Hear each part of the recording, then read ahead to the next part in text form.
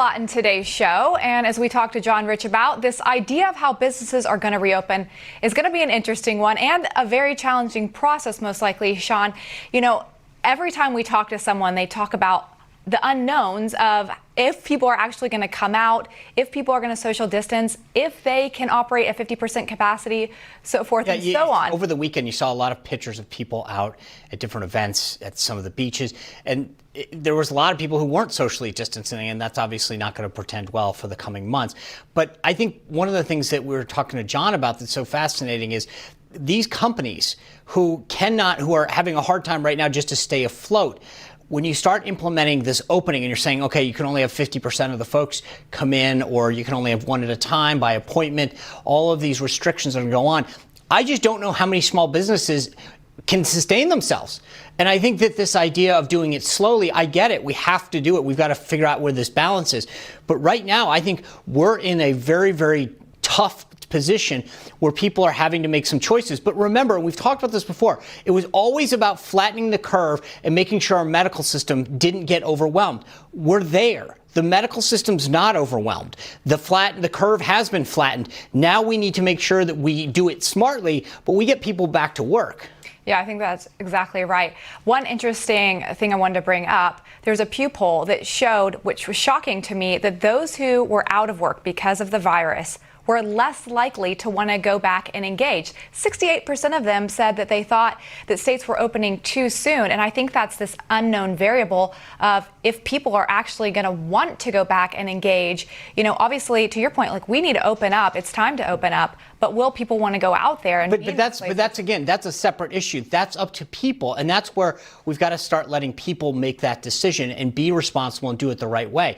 The thing that's also interesting about going back out is that one of the things that I think is going to be a big problem, we've seen this debated on Capitol Hill, is the liability issue. Because right now, I guarantee you the way that the society is, that somebody walks into a store and 2 days later they get COVID, they're going to go sue the store. They stay in a hotel. And unless there's liability protection, which the Democrats are opposing because of they're so reliant on money from the trial lawyers, that I think you're going to see a massive amount of lawsuits from people who went somewhere, did something, end up getting sick, and then suing the company. So, I mean, I think you're going to see a series of concern about how that in itself is going to affect the cost of doing business now. You're exactly right. I mean, that's very an interesting point to think when you go to any place, if you stay at a restaurant or you get on an airplane, do you have to sign a waiver now to say, hey, I'm not going to sue you in case I'm exposed to COVID on this? Or are people put in a position where now they are wanting to sue folks because they were exposed to it and they contracted COVID on a plane? Yeah. And I mean, this is just literally going to be one lawsuit after another if we don't put some of these protections in place. I get it if a business didn't take precautions, but at a certain point, there's a level of risk that everybody has. If you get on a plane, there's a risk. If you drive to work, there's a risk. If you walk down an avenue, there's a risk. Everything that we do has an element of risk. And what we've got to start doing now is figuring out where that balance of risk is. But when you walk into a store, you know that they're going to take precautions, and that's okay. I went into a convenience store this weekend to get something, and they were very clear. You had to have a mask on. They had little spots along the floor to make sure that everybody, when you went up to the cash register, was 6 feet away.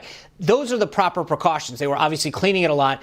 But if you don't take those precautions, I get it. But for right now, for all of these businesses, if they're not allowed to open up and have some degree of protection, I think the economy is going to just barrel out for the longest time.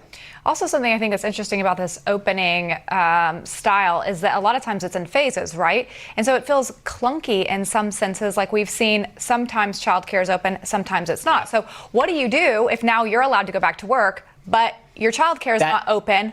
Now you're left to have to stay back home. And so it creates this interesting dynamic of having to choose, opposed to saying, not that I'm for a light switch process where you just turn everything back on, but it is an interesting discussion because you're left with a challenging situation on your hands. Do I choose my child or work because I need the money? Well, I hope you choose the child. I hope so.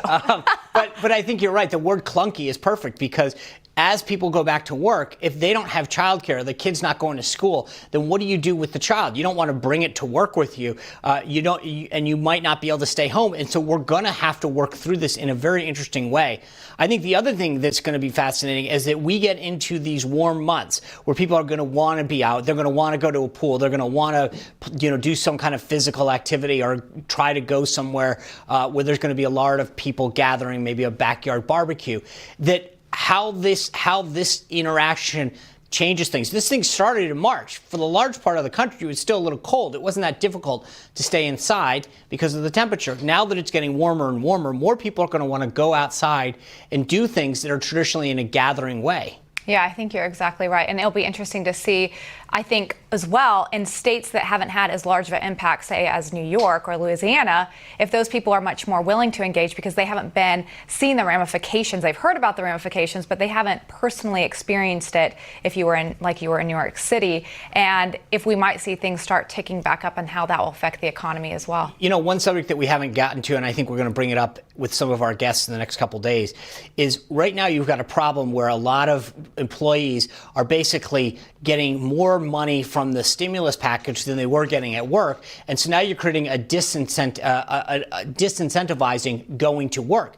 We're going to have a problem at not only getting back to work, but then getting these employees back in some cases, because now they don't have an incentive to want to work. Yeah, you make a really good point. And that will hurt the economy even more if you have these people who are choosing not to work if their business is opened or the business they work at is opened. Yeah, that's right. And this is where, the next couple months are going to be unbelievably difficult as we watch this happen state by state.